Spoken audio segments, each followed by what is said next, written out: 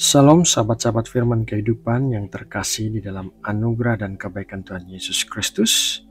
Selamat berjumpa kembali dalam waktu saat teduh untuk sama-sama belajar kebenaran firman Tuhan di channel Renungan Firman Kehidupan. Sahabatku, sebentar lagi kita akan mulai mendengarkan firman Tuhan, tetapi sebelumnya mari kita satukan hati kita untuk berdoa. Bapa, terima kasih atas waktu yang indah ini. Kami bersyukur karena Engkau yang telah memanggil kami untuk mendekat kepadamu. Kami tahu kami tidak layak, tetapi oleh karena darah Tuhan Yesus yang kudus, kami diperkenankan untuk masuk dalam hadirat-Mu. Kami mohon ya Roh Kudus, jamalah setiap kami, singkirkanlah segala hal yang memisahkan kami dari-Mu. Berbicaralah kepada kami melalui firman yang akan disampaikan, karena kami butuh Engkau ya Tuhan. Kami siap mendengarkan, hanya di dalam nama Tuhan Yesus kami berdoa. Amin.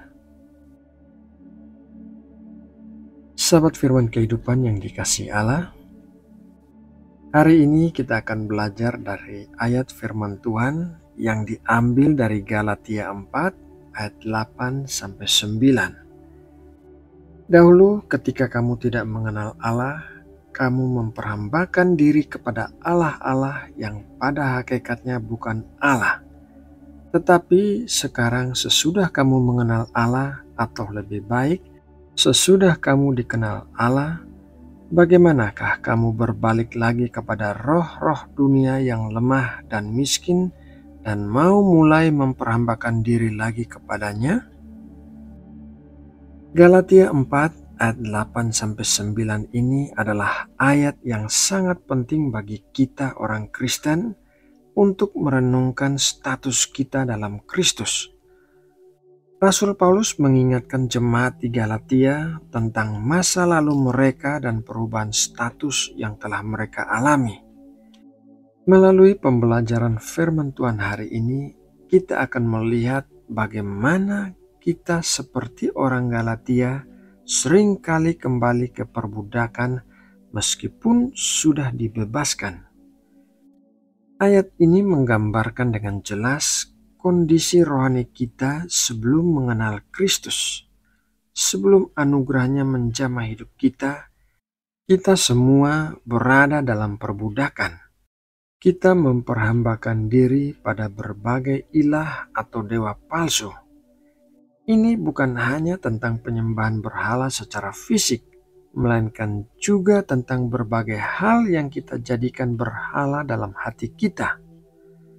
Mungkin kita memperhamba diri pada pekerjaan, menjadikannya sumber identitas dan kebahagiaan. Mungkin kita memperhambakan diri pada uang, meyakini bahwa kekayaan akan membawa jaminan dan ketenangan. Mungkin kita memperhamba diri pada pandangan orang lain, hidup dalam ketakutan akan penolakan dan berusaha keras menyenangkan semua orang. Atau mungkin kita memperhambakan diri pada dosa, kebiasaan buruk, nafsu, dan keserakahan yang mengikat kita dan membuat kita tidak bisa bebas.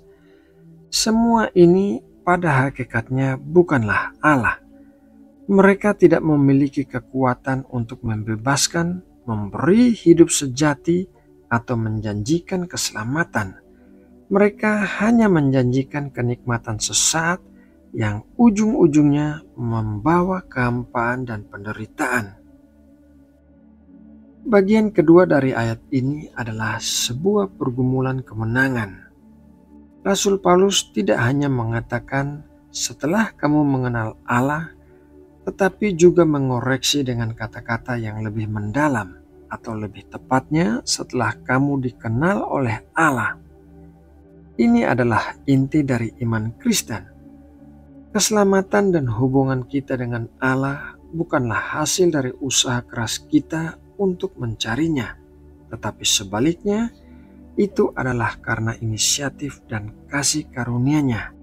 Dialah yang lebih dahulu mencari kita, mengenal kita, dan memanggil kita keluar dari perbudakan. Bayangkan seorang raja yang mulia dan perkasa. ia melihat seorang budak yang hidup dalam kemiskinan dan kegelapan, dan dia mengenalinya.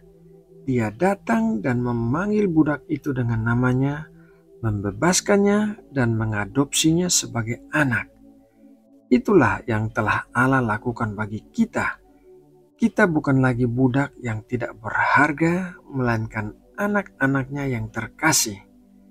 Ini adalah sebuah kebenaran yang revolusioner. Kita tidak lagi perlu mencari pengakuan, penerimaan, atau kebahagiaan dari ilah-ilah palsu dunia, karena kita sudah dikenal dan dikasihi oleh Sang Pencipta alam semesta. Selanjutnya, Rasul Paulus menulis demikian. Galatia 4 ayat 9b. Bagaimanakah kamu berbalik lagi kepada roh-roh dunia yang lemah dan miskin dan mau mulai memperhambakan diri lagi kepadanya? Ini adalah pertanyaan retoris yang penuh dengan keprihatinan dan kekecewaan. Setelah mengalami kebebasan sejati, mengapa kita begitu mudah kembali ke perbudakan? Rasul Paulus melihat sebuah bahaya besar di jemaat Galatia.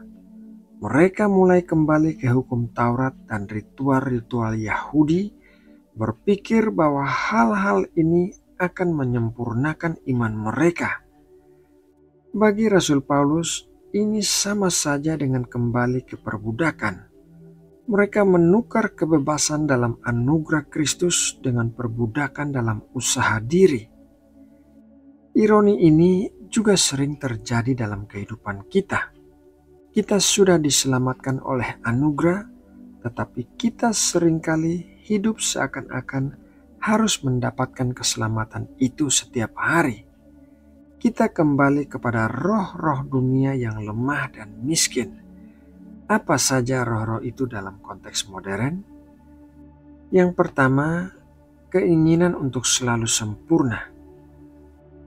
Kita merasa tidak cukup baik dan berusaha membuktikan diri dengan melakukan hal-hal baik, seolah-olah perbuatan baik kita yang akan menyelamatkan kita dan bukan Kristus.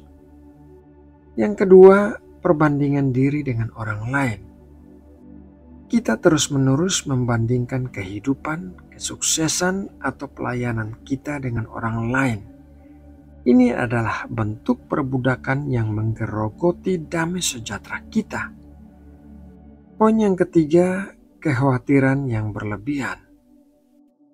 Kita tahu Allah peduli, tetapi kita hidup dalam kekhawatiran dan kecemasan, seakan-akan nasib kita ada di tangan kita sendiri, bukan di tangannya. Yang keempat, hidup dalam dosa yang disengaja. Kita tahu sebuah kebiasaan atau tindakan adalah dosa, tetapi kita terus melakukannya, merasa tidak berdaya untuk melepaskannya. Ini adalah perbudakan yang paling nyata. Rasul Paulus bertanya, mengapa? Mengapa kamu mau kembali diperhamba?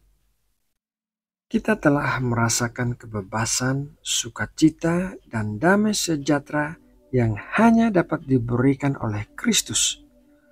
Mengapa kita memilih untuk kembali ke beban yang tidak dapat kita tanggung? Mengapa kita kembali kepada hal-hal yang tidak memiliki kekuatan untuk memuaskan kita? Bagaimana saya dapat hidup sepenuhnya dalam kebebasan yang telah Kristus berikan? Bagaimana saya dapat menolak godaan untuk kembali kepada perbudakan? Jawabannya adalah dengan terus-menerus mengingat siapa kita di dalam Kristus. Kita adalah anak-anak Allah yang telah dibebaskan dari perbudakan dosa. Kehidupan kita tidak lagi didasarkan pada apa yang kita lakukan, tetapi pada apa yang telah Kristus selesaikan di kayu salib. Mari kita hidup dalam kebebasan sejati yang telah Dia berikan. Jangan biarkan belenggu masa lalu atau kebohongan dunia mengikat kita kembali. Berdiri teguh dalam anugerahnya dan hiduplah sebagai anak-anak Allah yang bebas dan merdeka. Nah, sahabatku, demikianlah renungan firman Tuhan hari ini. Semoga kita semua menjadi anak-anak yang taat mendengarkan suara Tuhan dan melakukannya dengan penuh ketaatan. Mari kita berdoa. Bapa Surgawi, kami bersyukur untuk firman-Mu yang telah menyentuh hati kami hari ini. Terima kasih ya Bapa, karena Engkau telah membuka mata kami untuk melihat kembali kasih karunia-Mu yang luar biasa. Kami menyadari betapa mudahnya kami kembali kepada perbudakan roh-roh dunia yang lemah dan miskin, meskipun Engkau telah membebaskan kami dengan pengorbanan Tuhan Yesus Kristus. Ampuni kami ya Bapa, jika kami masih mencari identitas dan pengakuan dari hal-hal yang fana. Ampuni kami jika kami masih hidup dalam ketakutan, kekhawatiran, seolah-olah kami harus membuktikan diri dan mendapatkan keselamatan kami sendiri. Hari ini kami mau meneguhkan hati kami untuk hidup sepenuhnya dalam kebebasan yang Engkau berikan. Tolonglah kami Roh Kudus agar kami senantiasa mengingat bahwa kami adalah anak-anak-Mu yang terkasih, dan bantu kami untuk menolak setiap belenggu dosa dan kebohongan dunia dan berjalan dalam kemerdekaan sejati yang hanya ada di dalam Kristus. Kami serahkan hidup kami ke dalam tangan-Mu. Biarlah hidup kami menjadi kesaksian akan anugerah-Mu yang membebaskan. Dalam nama Tuhan Yesus kami berdoa. Amin.